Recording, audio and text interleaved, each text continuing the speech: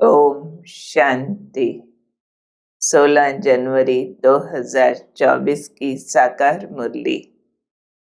आज की विशेष मुरली है ज्ञान रत्नों को बढ़ाने की विधि, ईश्वरीय पढ़ाई की वैल्यू, सादा जीवन का महत्व, योग बल का महत्व, ब्रह्मा बाबा और शिव बाबा के पाठ का स्पष्टीकरण और सदा सिद्धियां मिलती रहें उसकी विधि, बाबा के महावाक्य सुनने की विधि है।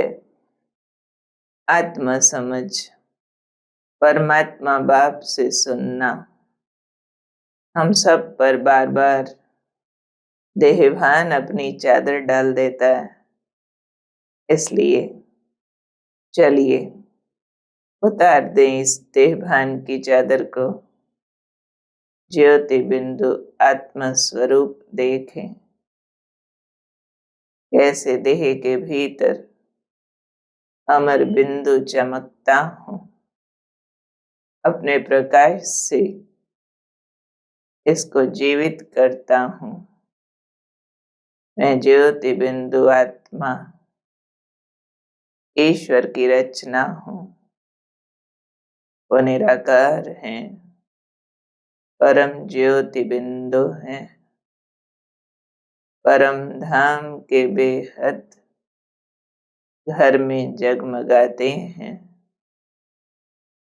उनका दिव्य तेज तीनों लोकों तक फैला रहता है। वर्तमान धर्मग्लानि के समय स्वयं प्रकट हुए हैं इस भूलोक पर, ब्रह्मा के ललाट पर, और ज्ञान सागर ब्रह्मा मुख से अपना परम ज्ञान सुनाते हैं। हम आत्माओं को पावन बनाने के लिए मैं फील करती हूँ, मैं बाबा के सम्मुख इन कानों से ईश्वरीय वाणी सुनती हूँ। आज बाबा बोले, मीठे बच्चे, यहाँ तुम वनवाह में हो। अच्छा अच्छा पहनना खाना ये शौक तुम बच्चों को नहीं होना चाहिए। पढ़ाई और कैरेक्टर्स पर पूरा पूरा ध्यान दो। वनवाह एक ऐसे पीरियड को कहते हैं जिसमें वैरागी होकर रहना होता है, जिसमें वस्तु पदार्थ का त्याग होता है। यहाँ बाबा कहते, तुम्हारा भी एक प्रकार से वनवासी जीवन है, क्योंकि पढ़ाई कर रहे हैं। ऐसे टाइम पर केवल कैरेक्टर्स पर ध्यान देना, ऊंचे गुण धारण करने पर, बाकी बहुत अच्छा पहनना खाना ये हमारे ध्यान को डाइवर्ट कर देगा। तो इसमें संयम चाहिए। फिर बाबा हमें ज्ञान रत्नों से सदा भरपूर रहने का साधन बता रहे हैं। इन्हें दान करो, क्योंकि जितना जितना ज्ञान रत्नों का दान दूसरों को देंगे, खुद भरते जाएंगे। सयाने बच्चे वे हैं जो सुनकर धारणा करके फिर दूसरों को दान करते हैं। ये बहुत अनमोल दान है, ज्ञान दान। तो देने से बढ़ता जाता है। तो बाबा इसके लिए सावधानी दे रहे हैं कि बच्चे, अगर बुद्धि रूपी झोली में छेद होगा तो बह जाएगा, धारणा नहीं होगी। मीन्स ज्ञान सुनते समय अगर बुद्धि अशुद्ध है या डाइवर्शंस आ रही हैं, ज्ञान धारण नहीं हो सकेगा। ये डाइवर्शंस रूपी छेद को भरना है। इसलिए कहा बाबा ने, कायदे अनुसार पढ़ाई पढ़ो, यानी पूरी एकाग्रता से, आत्मस्मृति से बाबा के प्रेम में सुनो और धारण करो। साथ में 5 विकारों से दूर रहना है। फिर रूप बसंत भी बनना, यानी ज्ञान का रूप बन। फिर दूसरों को दान भी करना। ये रतन बढ़ते हुए महसूस होंगे, खुद में भी भरते रहेंगे। ये ईश्वरीय पढ़ाई एक अनमोल विद्या है। इसके लिए बाबा हमें समझा रहे हैं, तुम बच्चों को बहुत खुशी होनी चाहिए कि हमको स्वयं बेहद का बाप ब्रह्मा तन द्वारा रचता और रचना के आदि मध्य अंत का ज्ञान दे रहे हैं। ये नॉलेज कोई भी मनुष्य सारी दुनिया में नहीं जानते हैं। अभी इस पुरुषोत्तम संगम युग पर बाप ने स्वयं आकर अपनी पहचान दी है। उनके आने से ही पढ़ाई शुरू हो जाती है। ये वंडर है कि तुम मृत्यु लोक में रहे हुए हो और पद अमर लोक में पाएंगे। पढ़ाई यहाँ कर रहे हैं, इसकी पोजीशन नवयुग में मिलेगी। जितने देवी देवता सतयुग त्रेता के हैं, वे सब गुप्त रूप में यहाँ ही बैठे हैं। ये ज्ञान सीख रहे हैं, फिर प्रत्यक्ष हो जाएंगे। ये इस पढ़ाई का निराला रूप है। फिर दिखाते हैं सागर से देवता निकले और रत्नों की थालियां भरकर ले आए। अब तुमको ज्ञान सागर बाप से ज्ञान रत्नों की थालियां भर भर कर मिलती हैं। जो बच्चे अच्छी रीति पढ़ेंगे और पढ़ाएंगे, वे जरूर अच्छा धनवान बनेंगे, क्योंकि जो अच्छी रीति पढ़ते हैं उनको ही अविनाशी ईश्वरीय स्कॉलरशिप मिलती है। इसमें मूल है पढ़ाई और कैरेक्टर्स। रजिस्टर से स्टूडेंट की पढ़ाई और चलन का पता पड़ता है ना, तो आगे चलकर तुम खुद कहेंगे ये तो बहुत सर्विस करते हैं, कमाल है। तो ऐसे बच्चों का कमाल सब गाएंगे जो ठीक पढ़ाई पढ़ेंगे, कैरेक्टर्स का ध्यान रखेंगे। तो हर एक अपने को समझे कि हम रूप बसंत हैं। हमारे अंदर लाखों रुपयों के ज्ञान रतन है। हमें इन्हें धारण कर दूसरों को दान करना है। फिर बाबा एक देह अभिमान का स्वरूप बता रहे हैं कि बच्चे, तुम्हें राजा तो नई दुनिया में बनना है। यहाँ तुम्हें किसी चीज का शौक नहीं होना चाहिए। हम अच्छे कपड़े आदि पहने, ये भी देह अभिमान है। जो मिला सो अच्छा। यहाँ अगर अच्छा अच्छा कपड़ा पहना, वहां की प्राप्तियां कम हो जाएंगी। ये दुनिया अभी थोड़ा समय है, तो तुम्हें सब शौक छोड़ने हैं। अंडरलाइन बात है। ये कलयुगी दुनिया थोड़ा समय है, तो इसके जितने भी शौक मन बुद्धि में रहे हुए हों, उनका त्याग कर दें, क्योंकि ये छूटने ही वाले हैं। अटैचमेंट होगी तो कष्ट होगा, बुद्धि से पहले छोड़ दें। फिर शिव बाबा और ब्रह्मा बाबा के पार्ट को समझते हैं। बाबा ने कहा, तुमको सदा समझना चाहिए कि बाबा इसमें बैठा है। ब्रह्मा बाबा में शिव बाबा बैठा है, क्योंकि वो सेकंड में आ सकता है। करन करावन हारे ना, करता भी है कराता भी है। बच्चों को डायरेक्शन देते हैं, खुद भी करते रहते हैं। शिव बाबा खाते नहीं है, वासना लेते हैं। ब्रह्मा बाबा के शरीर में आकर डायरेक्शंस देते हैं, खुद करते भी हैं कोई कोई कर्म। लेकिन बाबा ने कहा भोजन नहीं करते हैं, उसकी वासना लेते हैं, उसके वाइब्रेशन महसूस करते हैं। तो बाबा इस शरीर में क्या कर सकते हैं क्या नहीं, तुम बच्चे हिसाब करो। कोई भी भोगने के सुख शरीर के द्वारा बाबा नहीं लेते हैं, सेवा कार्य करते हैं। और पाठ स्पष्ट करते बाबा कह रहे हैं, तुम जानते हो बाबा हमें ब्रह्मा द्वारा पढ़ाते हैं।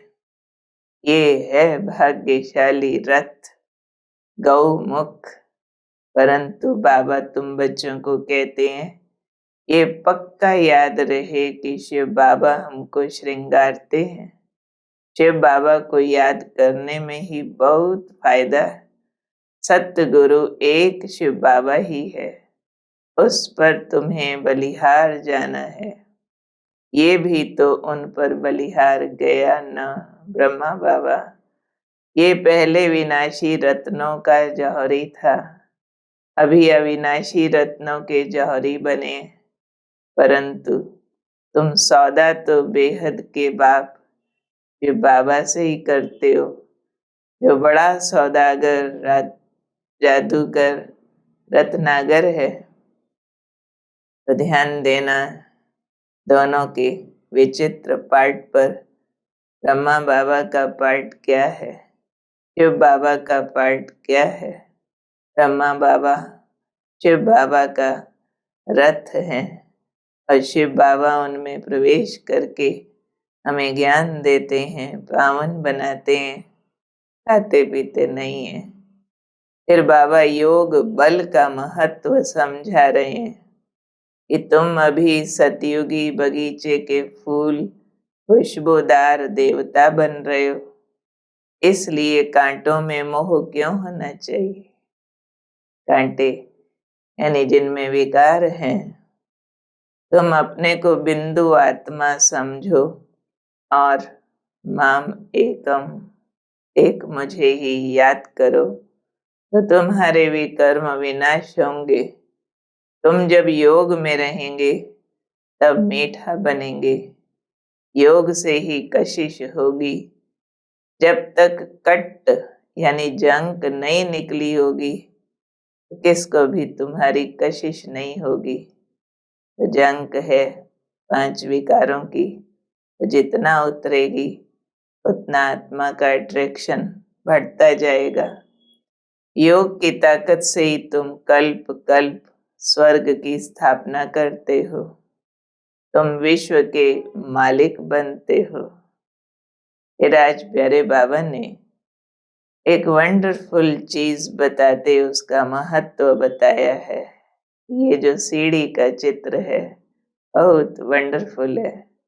अब इससे सेवा करने के लिए इसको ट्रांसलाइट का बनाओ ताकि दूर से दिखाई दे कैसे वंडरफुल 84 जन्मों की कहानी होती है। तो सब आत्माओं को बताना है कि वर्ल्ड की हिस्ट्री ज्योग्राफी कैसे रिपीट होती है।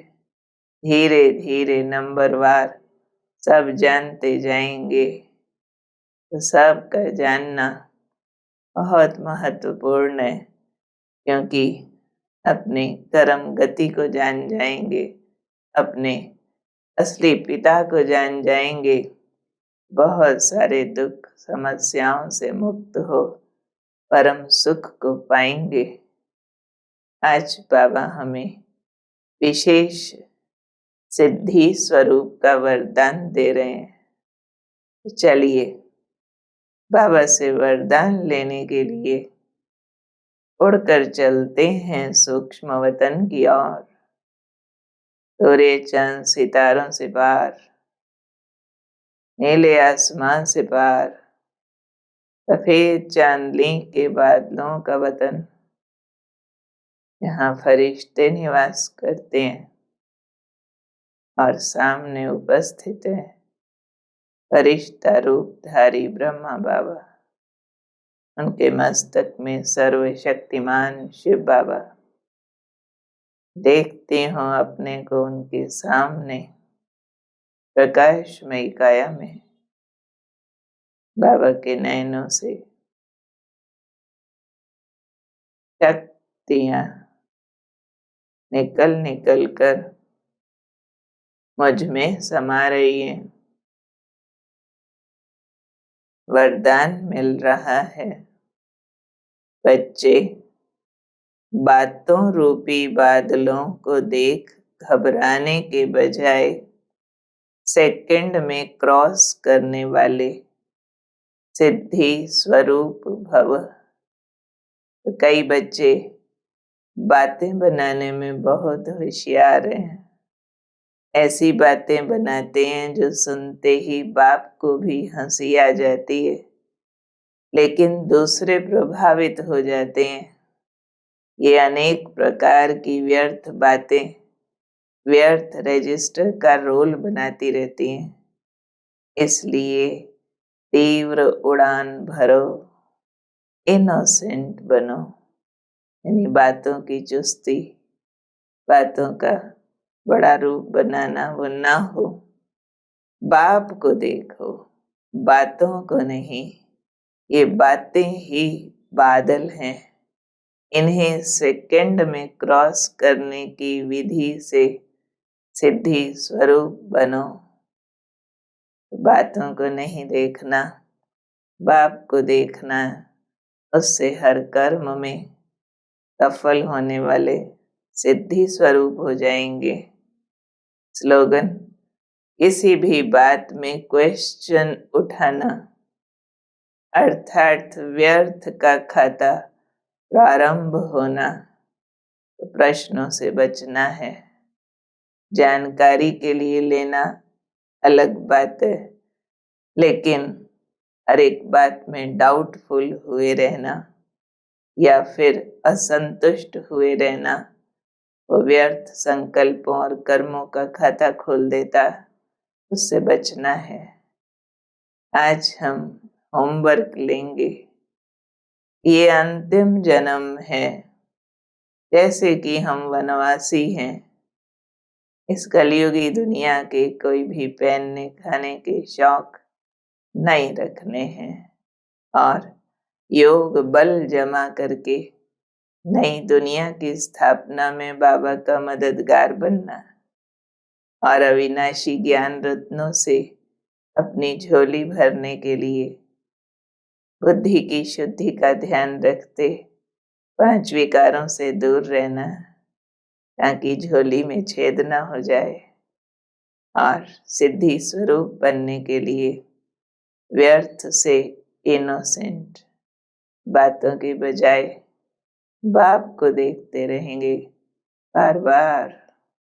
राज का अव्यक्त इशारा मिलता है अव्यक्ति साइलेंस में जाने के लिए कि अब अपने दिल की शुभ भावनाएं अन्य आत्माओं तक पहुंचाओ।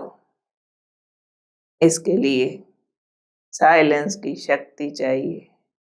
तो साइलेंस की शक्ति को प्रत्यक्ष करो। हर एक ब्राह्मण बच्चे में ये साइलेंस की शक्ति है। सिर्फ इस शक्ति को मन से तन से इमर्ज करो। 1 सेकंड में मन के संकल्पों को एकाग्र कर लो। तब फरिश्ते रूप द्वारा वायुमंडल में साइलेंस की शक्ति के प्रकंपन फैला सकेंगे। तो चलिए 1 सेकंड में संकल्पों को एकाग्र कर अपने को इस तन में अवतरित फरिश्ता देखें। सामने बाबा उपस्थित है, जैसे यही फरिश्तों का लोक बन गया है। मेरे मन बुद्धि की आंखें बाबा पर एकाग्र हैं और सब कुछ भूल गया है। केवल बाबा का दिव्य शांत प्रकाश मुझ में समाता जा रहा है। ओम शांति।